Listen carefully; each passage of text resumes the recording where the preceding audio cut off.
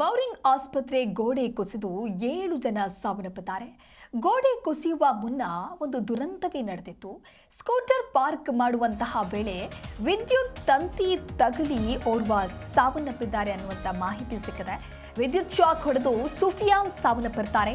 ಗೋಡೆ ಕುಸಿದ 50 ಮೀಟರ್ ದೂರದಲ್ಲೇ ಆಗಿರುವಂಥ ಘಟನೆ ಇದು. ಶಾಕ್ನಿಂದ 17 ವರ್ಷದ ಸೈಯದ್ ಸುಫಿಯಾನ್ ಸಾವನ್ನಪ್ಪಿದ್ದಾರೆ.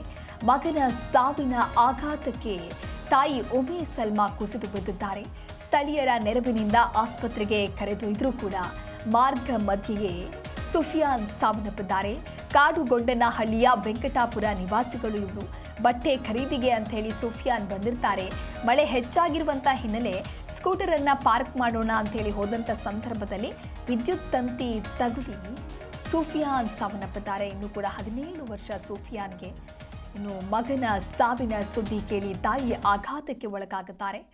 ಮೂರನೆಯ ಫೋಟೋದಲ್ಲಿ ನೀವೇನು ಗಮನಿಸ್ತಾ ಇದ್ದೀರಾ, ಆತ ಸುಫಿಯಾನ್ ಅಂಥೇಳಿ 17 ವರ್ಷ. ಈತನಿಗೆ ಬಟ್ಟೆ ಖರೀದಿ ಮಾಡೋದಕ್ಕೆ ಅಂಥೇಳಿ ಹೋಗಿರ್ತಾರೆ.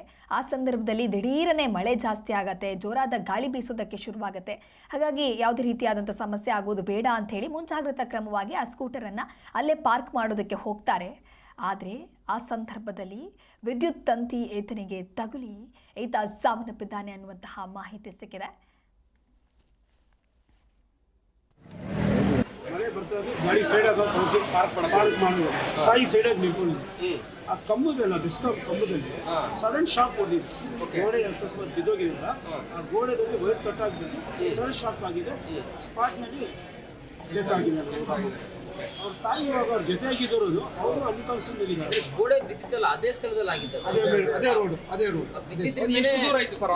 ಗೋಡೆ ಬಿದ್ದಿರೋ ಜಾಗಕ್ಕೂ ಅದಕ್ಕೂ 100 ಮೀಟರ್ಸ್ ಅಷ್ಟೇ ದೂರದಲ್ಲಿ ಆಗಿದೆ. 100 ಅದೇ ಟೈಮ್ಗೆ ಆಗಿರೋದಿಲ್ಲ. ಅದೇ ಟೈಮ್ಗೆ ಆ ಗೋಡೆ ಬಿದ್ದ ಮೇಲೆ ವೈರೇನು ಸಮಸ್ಯೆ ಆಗಿ ಅಲ್ಲಿ ಕಂಬದಲ್ಲಿ ಶಾಕ್ ಹೊಡೆದಿದ್ದಾಗಿರೋದು. ಏನು ಸೆಕೆಂಡ್ ಪೀಸ್ ಓದ್ ಮುಗಿಸಿ ಇವಾಗ ಸೆಕೆಂಡ್ ಪೇಜ್ ಹೋಗ್ತಾ ಇರೋದು. ಬಟ್ಟೆ ತಗೊಳಕ್ಕೆ ಬಂದಿದ್ದು. ಖುಷಿಯಾಗಿ ಬಂದಿದ್ದಾನೆ ತಾಯಿ ಜೊತೆಯಾಗಿ ಮನೆಯಿಂದ. ಆ ಖುಷಿಯಲ್ಲಿ ನಮಗೆ